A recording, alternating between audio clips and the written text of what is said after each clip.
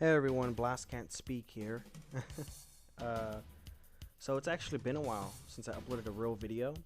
And by been a while I mean almost a year, and by almost a year I mean a year. It's been a long while because I honestly haven't had the time. If you haven't watched my normal Sarcastic Prophet channel or my streams, I've mentioned before that I'm going to school and I'm also wrapping things up there. So yeah, life's changing, man. So I wanted to make a comeback video of a video essay, something I've never done before. I've done a unscripted rant, and I analyzed an iceberg. So let's add something else to the list. So today we'll be talking about representation in video games. Why is it important? Why do people not like it? And my opinion near the end. But I will be inserting some of my opinion throughout, because the script was originally made for a project for school, and I ended up getting a B on it, which is fine because B stands for fuck it, we ball, but the F and the I are silent. So anyway.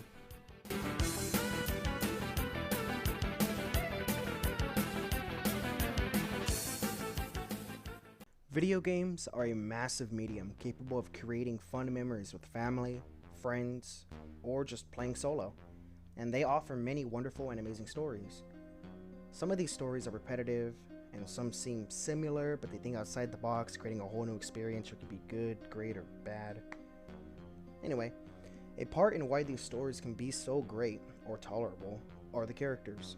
Sometimes these characters are great because they're just that compelling, or maybe they're just cool, or in many cases it's just because of the connection that the player builds with those characters. A good character is someone or something, because they don't have to necessarily be human, that you can understand their motives and even see a bit of you in them. However, when a character is too much like certain players, it can almost alienate other players from having the same experience. Representation in video games is when a character, usually the main character but not always, represents someone or a group of people in real life. Sometimes it makes sense depending on the context of the game, like the Allies and Axis forces in a World War II video game, or the enemies in Resident Evil 4 speaking Spanish because the game takes place in Spain. Because it'd be kind of weird if you're playing Resident Evil 4 and then one of the NPCs just yells at you in English, you know? It's me, Frost! I'm fucking filming! Whoever's put shit through my letterbox, I'm gonna smash you in it! Putting this out there are good reasons for representation to be put into video games, but no one seems to be able to execute the idea properly or naturally in actually representing someone in real life. Right off the bat, video games aren't for everyone, but everyone that does play does deserve to have a character they can relate to, a character that everyone can relate to. So, speaking facts, the majority of gamers are men, with the percentage being around 55%, and the main ethnicity being white, around 78.2%. I will put the sources in the description below. So from these statistics, the majority of gamers are white males.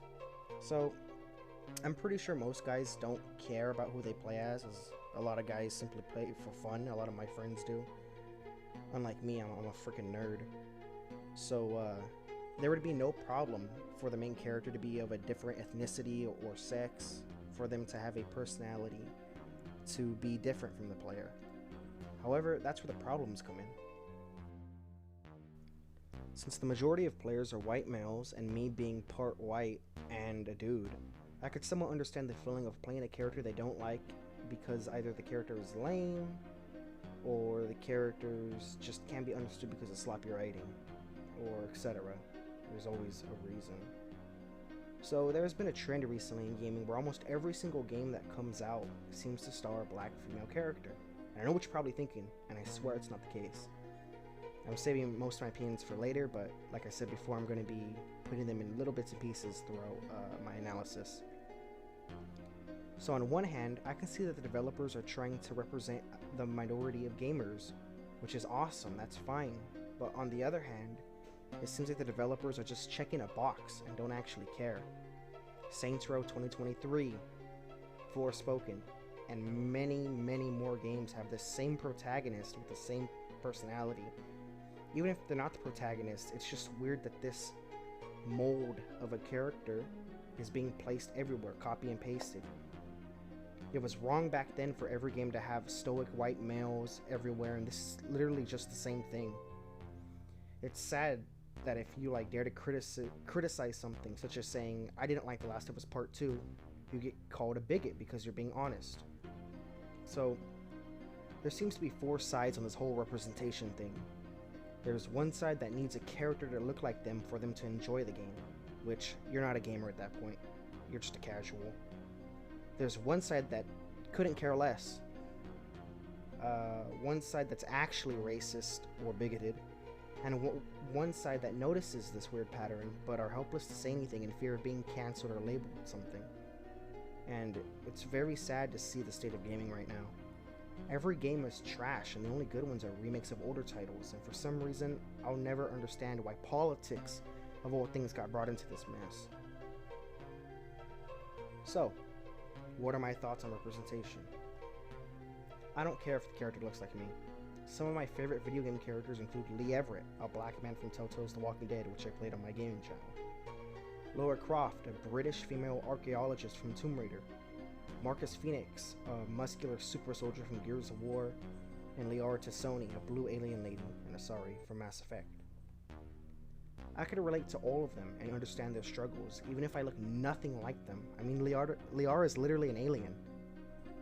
I understand that women dominate the mobile gaming space, so I would equal that to them not really being interested in playing a game or console because a character represents them. Because a lot of women that play those mobile games are moms and grandmothers. My mom is an example because she loves Candy Crush, and I'm happy for her, but she doesn't want to play a video game just because the protagonist is a lady that looks like her. For example, one time I was playing Dead by Daylight in the living room, and I was leveling up Jane Romero, the character, so I can get her perk head on. Anyway, so I was leveling her up. My mom noticed her, and she said, she kind of looks like me, and I looked back and forth looking at the character of my mom, and yeah, I see the resemblance. But she wouldn't play Dead by Daylight. She doesn't care. She just noticed, oh yeah, the kid looks like me, and then went on about her day. So what I'm trying to say is that looks don't matter on a fictional character. Their writing should be good, they should be relatable, but their own person, their goal should be understandable, and the message, if they do have one, should mean something for everyone. This whole argument about representation is dumb, and in the end it's pointless. It just breeds more hate and stupidity, and honestly we have too much of that in the world right now. Video games used to be a medium to escape into and explore these interesting worlds and meet amazing and legendary characters. And this arms race of representation, checking out boxes and aiming to get points for people who probably won't even play or care about the games is just sad. I heard someone say gaming is dead, and sometimes I think maybe they're right. To reiterate, video games are a beautiful medium that deserve respect but get no love. Maybe this whole representation arms race will be over soon and we'll start getting characters that don't seem so cookie cutter basic. I don't know why games these days all have bad writing with these unlikable characters, and if you have the strength to voice your criticisms, you're wrong because someone on the internet will claim it's a masterpiece and they'll label you something dumb. I would honestly say it's all subjective. It all depends on your culture and how you enjoy your stories and just how you view other people.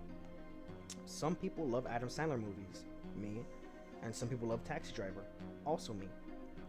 So there's good taste and bad taste, and I say it's time to start exploring things outside our comfort zones. I mostly play shooters and survival horror games. As you can tell from my channel, that's mostly what I play, other than, Dead by Daylight.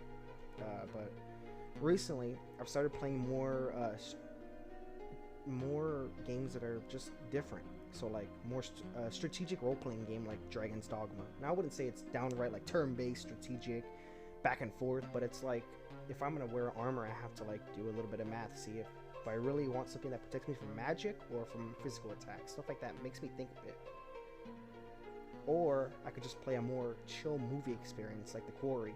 Well, The Quarry's kind of lame. I like Until Dawn better, but I don't have a PlayStation, so The Quarry's the best I got.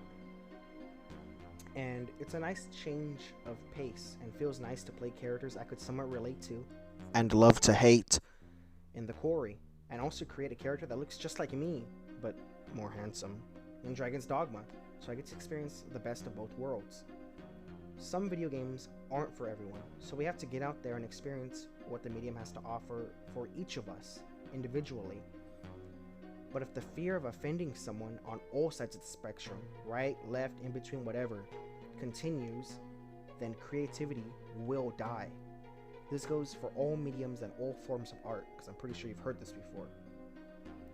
So, as long as no one's getting hurt, do what you feel is natural and what you believe is right. And a final piece of advice: never force anything.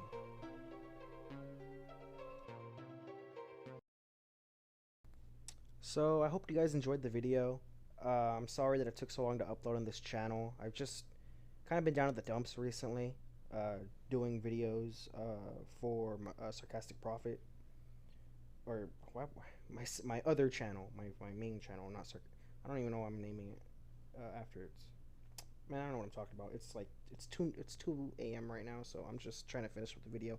Anyway, as I was trying to say, is thanks for watching. Please comment down below on what you feel about how I explain things. Do you think I did this topic about representation right? Do you think I came off as a racist? Tell me what you think. Maybe tell me your thoughts on representation in video games.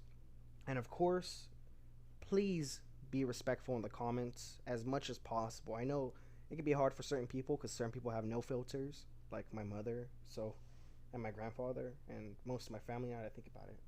Anyway, so try to keep it as civil as possible, please. This is all just for discussion. And, yeah. I promise to make more videos this year, not just 2 or 3 videos once a year. That's, it's kind of sad.